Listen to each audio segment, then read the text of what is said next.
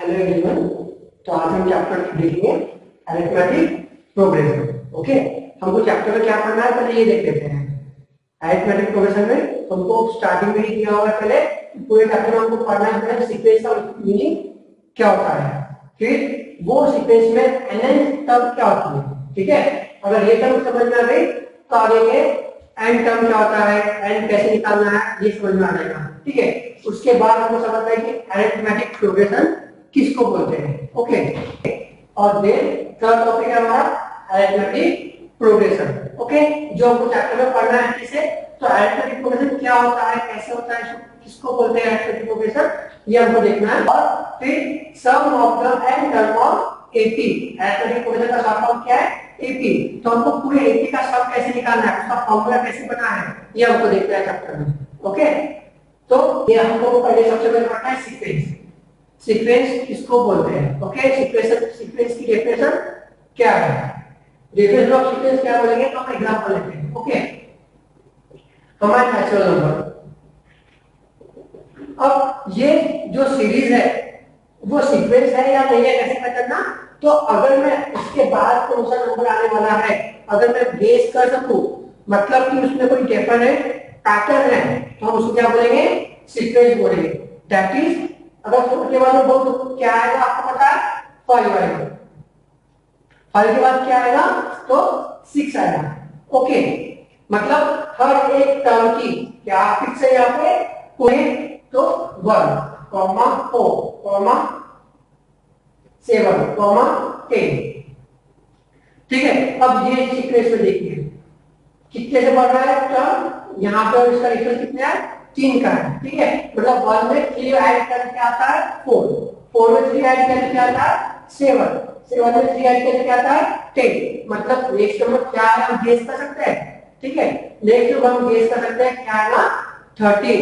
तो जब एक पैटर्न के साथ में सीरीज फॉलो होती है हम उसको क्या बोलते हैं, सीक्वेंस बोलते हैं। ठीक है, हमने देख लिया कि सीक्वेंस क्या होता है, डेफिनेशन ऑफ सीक्वेंस देख लिया। डेफिनेशन ऑफ सीक्वेंस इससे बताऊंगा क्या होता है कि कोई एक पैटर्न लॉजिकली फॉलो होता है सीरीज में, तो हम उसको क्या बोलते हैं, सीक्वेंस बोलते हैं। ठीक है, अब ध्यान से जानो क्या होती है टर्म या सीक्वेंस। ठीक है, सीक्वेंस में बहुत सारी टर्म होती है। तो ये जो फर्स्ट टर्म है हम उसको बोलेंगे T1। क्या बोलेंगे, T1। फिर क्या होता है, T2 होता है, फिर क्या होता है, T3 होता है। ठीक है, मान लो कि बहुत लास्ट में टर्म है जिसका मुझे नंबर नहीं पता है। ठीक है, मतलब उसकी पोजीशन नहीं पता है, जिसकी इसकी पोजीशन क्या है फर्स्ट, इसकी क्या है सेकंड, और इसकी क्या है थर्ड। बड़े बहुत आगे एक नंबर है जिसकी पोजीशन मुझे पता नहीं है, मतलब हम क्या बोलेंगे उसको, नंबर ऑफ टर्न नहीं पता, क्या नहीं पता, नंबर ऑफ टर्न। तो हम क्या बोलेंगे, Tn। हम किसी ने पढ़ेंगे उसको Tn से, और यही जो पोजीशन है Tn उसको हम बोलेंगे nth पोजीशन या n term of n AP. ठीक है, तो टर्म इन सीक्वेंस क्या होती है, तो हर एक सीक्वेंस का एक अपना पोजीशन होता है और अपना एक डिनोमिनेटर दिया है, जैसे कि T1, T2, T3 और dash dash dash dash Tn। उसके बाद हम देखना है हमको टाइप ऑफ सीक्वेंस, सबसे इंपॉर्टेंट होता है एपी कैसे पहचानना। ठीक है, टाइप ऑफ सीक्वेंस दो होते हैं, एक अरिथमेटिक प्रोग्रेशन और एक ज्योमेट्रिकल पोजीशन। ठीक है, ज्योमेट्रिक पोजीशन कब होता है और अरिथमेटिक पोजीशन कब होता है। ठीक है, अच्छे से डिफरेंस समझ लो। एग्जांपल नंबर 1, पहला टर्म क्या है हमारा 1, फिर क्या है 4, फिर क्या है 7, फिर क्या है 10।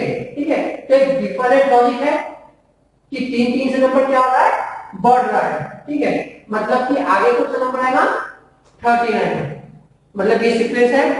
ओके, फिर सेकंड वाला एग्जांपल देखते हैं। ठीक है, यहाँ पे क्या होगा, पहला टर्म है 6, फिर क्या है 12, उसके बाद क्या है 18, उसके बाद क्या है 24 है।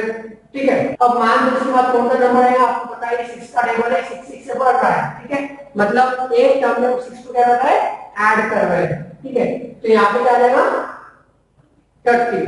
ओके, तो ये भी सीक्वेंस है, ये सीक्वेंस है या नहीं है बता दो। ठीक है, तो सिंपल सी बात है, इसके बाद 3 आ रहा है, इसके बाद भी 3 आ रहा है, इसके बाद भी 3 आ रहा है, तो ऑब्वियस यहाँ पे भी क्या आएगा 3 आएगा। तो लॉजिक क्या है यहाँ पे, तो हर एक नंबर में क्या ऐड हो रहा है, यहाँ पे 0 ऐड हो रहा है, 0 भी तो एक नंबर है। ओके, तो ये भी क्या होता है, सीक्वेंस होता है। ठीक है, फिर ये वाला नंबर देखो, ये वाली सीरीज देखेंगे एग्जांपल। ये फर्स्ट टर्म में ना 4 है, फिर क्या है 16 है, फिर क्या है 64 है। अब नेक्स्ट नंबर क्या है ना, तो ये नेक्स्ट नंबर निकालने के लिए मुझे ऐड करना नहीं है, क्या करना है यहाँ पे, यहाँ पे क्या हो रहा है मल्टीप्लाई बाय 4 हो रहा है, यहाँ पे क्या हो रहा है मल्टीप्लाई बाय 4 हो रहा है, तो यहाँ पे क्या करेंगे हम मल्टीप्लाई बाय 4 करेंगे। ठीक है, 64 इंटू 4 क्या होता है 4 4 जा 16, 1 कैरी, 4 6 जा 24, 24 and 1 25। तो नेक्स्ट नंबर क्या आ रहा है मेरा 256। एक डिफरेंट लॉजिक है, डिफरेंट लॉजिक है, तो हम नेक्स्ट नंबर गेस कर पाते हैं, और नंबर गेस कर रहे हैं तो क्या है ये सीक्वेंस है। ठीक है, बट लॉजिक डिफरेंट है। यहाँ पे नंबर क्या होगा ऐड होगा था, यहाँ पे भी नंबर क्या होता ऐड होगा, यहाँ पे भी नंबर क्या होता +0 ऐड हो रहा है। ठीक है, बट यहाँ पे नंबर क्या हो रहा है मल्टीप्लाई हो रहा है।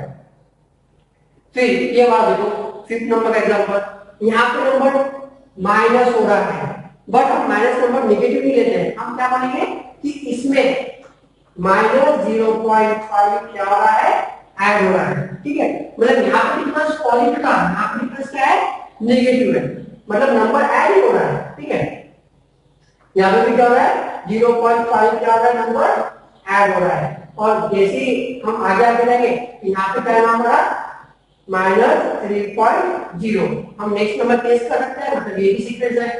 ठीक है, अब ये 1 2 3 4 5 पे आते हैं। ठीक है, यहाँ नंबर ऐड हो रहा है, 1 में 2 में भी नंबर ऐड हो रहा है, 3 में भी नंबर ऐड हो रहा है, तो जिस सीरीज में नंबर ऐड करके नेक्स्ट टर्म मिलता है हम उसको बोलते हैं अरिथमेटिक प्रोग्रेशन। फिर से यहाँ पे ध्यान दो, जिस सीरीज में नंबर ऐड करके नेक्स्ट टर्म निकाली जाती है वो सीरीज क्या हो जाती है अरिथमेटिक प्रोग्रेशन होती है। ठीक है, जो नंबर में लॉजिक मल्टीप्लाई हो रहा है, मतलब 4 multiply by 4 16, 16 multiply by 4 64, 64 multiply by 4 256, मतलब नंबर मल्टीपल हो रहे हैं, और जिस सीरीज में नंबर मल्टीपल होते हैं हम उसको बोलते हैं ज्योमेट्रिक प्रोग्रेशन। हम उसको क्या बोलते हैं ज्योमेट्रिक प्रोग्रेशन। तो ये हमको सिलेबस में 10th में तो नहीं पढ़ना है, हमको पढ़ना क्या है अरिथमेटिक। बट अरिथमेटिक कब होता है और ज्योमेट्री कब होता है ये समझना बहुत इंपॉर्टेंट होता है। तो जब भी सीरीज में एक नंबर दूसरे नंबर से ऐड होता है, मतलब बड़ा होता है या छोटा, उनका सेंस क्या, तो प्लस और माइनस, वो क्या होता है हमारा अरिथमेटिक प्रोग्रेशन। ठीक है, अब यहाँ पे ध्यान दो 1 2 3 में डिफरेंस क्या था पॉजिटिव था। ठीक है, यहाँ पे डिफरेंस क्या है नेगेटिव है। ठीक है, तो डिफरेंस 3 टाइप के होते हैं, या तो पॉजिटिव हुआ, मतलब जब सीरीज बढ़ रही है तो क्या है डिफरेंस पॉजिटिव है, जब सीरीज छोटी हो रही है तब क्या होगा डिफरेंस हमारा नेगेटिव, और यहाँ आप देखोगे ना डिफरेंस बढ़ रहा है ना कम हो रहा है, मतलब क्या आता है 0। और जब दो टर्म में डिफरेंस कांस्टेंट होता है, मतलब फॉर एग्जांपल ये टर्म और ये टर्म में डिफरेंस क्या है 3, ये टर्म और ये टर्म में डिफरेंस क्या है 3, ये टर्म और ये टर्म में डिफरेंस कितना है 3, ये टर्म और ये टर्म में डिफरेंस कितना है 3, मतलब जब भी टर्म क्या होगा कांस्टेंट होगा, जब भी टर्म कांस्टेंट होगा हम उसको बोलेंगे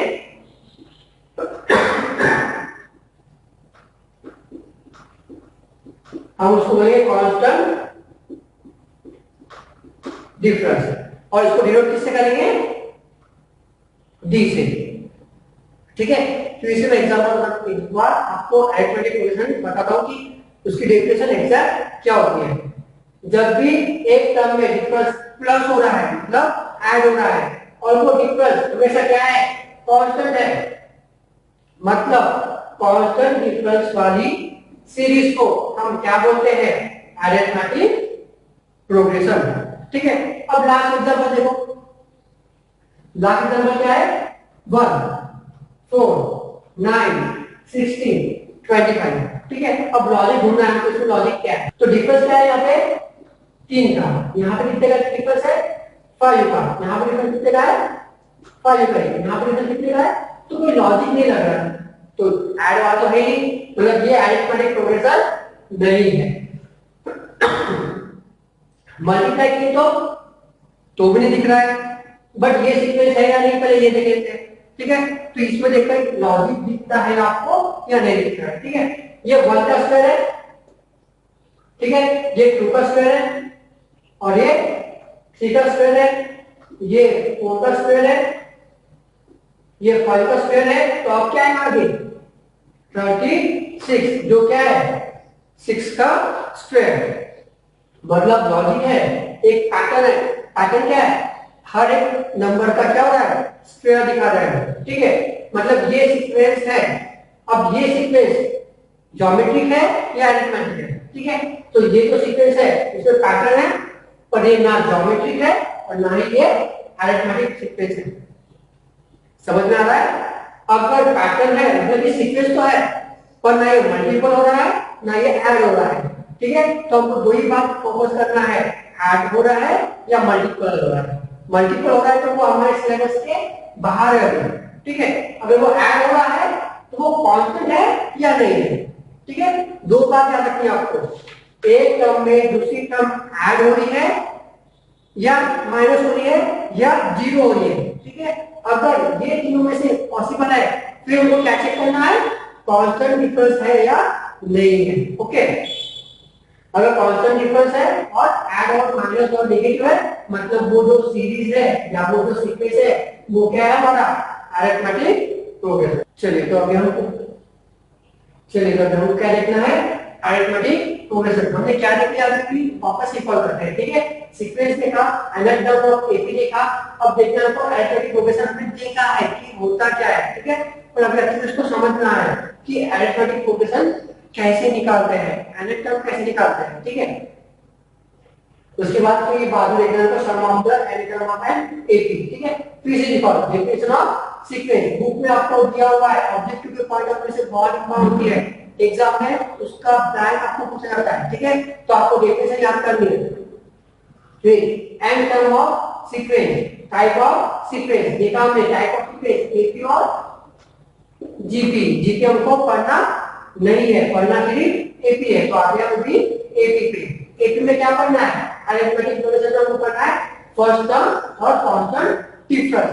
कांस्टेंट डिफरेंस हमने देखा है क्या होता है, फिर एक बार से देखेंगे। ठीक है, अब ये जो फर्स्ट टर्म है 100 हम जो डिनोट किससे करेंगे t1, ये t2, ये t3, ये t4, तो नेक्स्ट क्या है ना, तो अगर आपको एपी में नेक्स्ट टर्म निकालनी है तो लॉजिक क्या करना है वो बताना आपको। ठीक है, t5 के लिए क्या होता है लॉजिक, तो ये 100 और ये 70 डिफरेंस क्या हो रहा है माइनस हो रहा है, मतलब कम हो रहा है, मतलब d क्या है यहाँ पे d निकालना पड़ेगा, तो क्या करना पड़ेगा next term minus first term, मतलब t2 माइनस t1 70 और t1 क्या है ना 100, 70 माइनस 30 कितना होता है -30, तो यहाँ पे d क्या है नेगेटिव है। ठीक है, तो -30 यहाँ पे रखना है -30, तो क्या है ना t3 minus t2, t3 minus t2, t3 कितना है 40, t2 कितना है 70, 40 में से 70 गए 30 साइन बड़े नंबर का। ठीक है, तो आपको दिख रहा है b क्या है यहाँ पे कांस्टेंट। ठीक है, और क्या हो रहा है ऐड हो रहा है नंबर, मतलब यहाँ पे -30 क्या कर रहा हूं ऐड कर रहे हैं, मतलब ये एपी है। ठीक है, अब मुझे t4 निकालना है, तो सबसे सिंपल लॉजिक होता है, मान लो कि t1 क्या होता है a होता है। ठीक है, एपी के सबसे फर्स्ट टर्म जो होता है हम क्या बोलते हैं a से डिनोट करते हैं। ठीक है, और हर टर्म क्या निकालते हैं हम a प्लस d निकालते हैं। ठीक है, अब t3 कैसे निकलता है t3 कैसे निकलेगा a प्लस d और एक और d, मतलब इस टर्म में क्या करना है, डी को और ऐड करना है, मतलब क्या करना है, a प्लस 2d, ठीक है।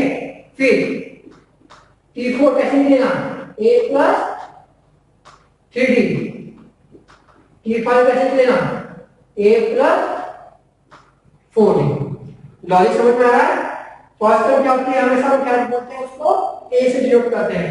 मतलब अगर ये सीरीज की बात करेंगे तो ये सीरीज में a क्या है मेरा, 100 है, ठीक है। d कितना है मेरा, अभी हमने निकाला -30 है, ठीक है। तो अगर मुझे T5 निकालना है, क्या निकालना है, T5, तो क्या कैसे निकलेगा, -30 का जगह 70 आया, -30 का 40 आया, -30 का 10 आया, और इसमें -30 का क्या आएगा, -20, ठीक है। इसके बाद और निकालना है मुझे, तो कैसे आएगा, 10 -30 क्या निकालेगा, -20, -20 को -30 का निकलेगा, माइनस प्लस हो जाएगा, ठीक है। और ये डिफरेंस ऐसे ही आगे बढ़ेगा, ठीक है। तो ये एग्जांपल क्या था मेरा, नेगेटिव डिफरेंस का था, ठीक है। अब ये डिफरेंस क्या देगा हमारा, वो देखते हैं। यहाँ पे a क्या है मेरा, चलिए तो ये सेकंड एग्जांपल लिखना है आपको। मुझे a पता है, a भी क्या बोलते हैं, फर्स्ट टर्म, ठीक है। अब मुझे निकालना है थोड़ा d कैसे निकलेगा, t2 t1, ये टर्म माइनस पिछली टर्म, ठीक है। t2 क्या है, -4, t1 क्या है,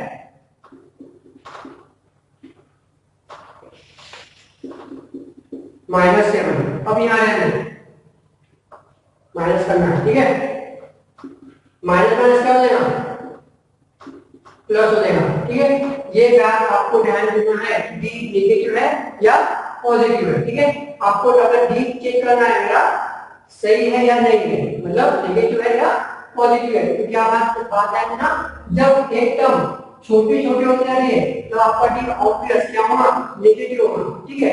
अगर डी एक टर्म में दूसरा टर्म क्या हो रहा है, बड़ा हो रहा है, तो डिफरेंस क्या होगा, पॉजिटिव होगा, ठीक है। जैसे कि -7 बड़ा है, -4 बड़ा है, -4 बड़ा है, ठीक है। तो डिफरेंस क्या हो रहा है, बढ़ रहा है, मतलब टर्म बड़ी होती जा रही है। यहां से दिख रहा है, यहां देखो -1 2 कौन बड़ा है, 2, फिर आगे नंबर क्या है ना 5, मतलब डिफरेंस क्या हो रहा है, 50 हो रहा है। 50 हो रहा है मतलब क्या है, डी आपका पॉजिटिव है, तो डी क्या है आपका 3 है, ठीक है। तो नेक्स्ट टर्म कैसे मिलेगी, हर इसमें टर्म में क्या करना है आपको, 3 को ऐड करना है। 3 ऐड किया तो -4 आया, 3 ऐड किया तो -1 आया, 3 ऐड किया तो 2 आया, 3 ऐड किया तो 5 आया, 3 ऐड किया तो क्या ना 8 आएगा, ठीक है। तो ऐसा नेक्स्ट टर्म निकाल सकते हैं इसमें एपी में। यहां पे देखते हैं, यहां पर डिफरेंस ना नेगेटिव है ना पॉजिटिव है, इसमें एडिशन क्या हो रहा है, +0 का हो रहा है, मतलब यहाँ पे a कौन है 4 है और d कौन है 0 है, ओके। 4 + 0 4, 4 + 0 4, 4 + 0 4, 4 4, और ये कंटिन्यू बढ़ेगी। तो ये भी क्या है मेरा एपी है। एपी के 3 टाइप है, ठीक है, 1 2 3। आपको याद रखना है डी कब नेगेटिव रहेगा, डी कब पॉजिटिव रहेगा और डी कब 0 रहेगा, ठीक है। डी पे ही सब इंपॉर्टेंट है कि डी पॉजिटिव आता है या नेगेटिव आता है। बच्चे यहाँ साइड में गलती करते हैं, प्लस माइनस में क्या करना है, पहले प्लस कर देना है, ठीक है। 7 में से 4 गए 3, ठीक है।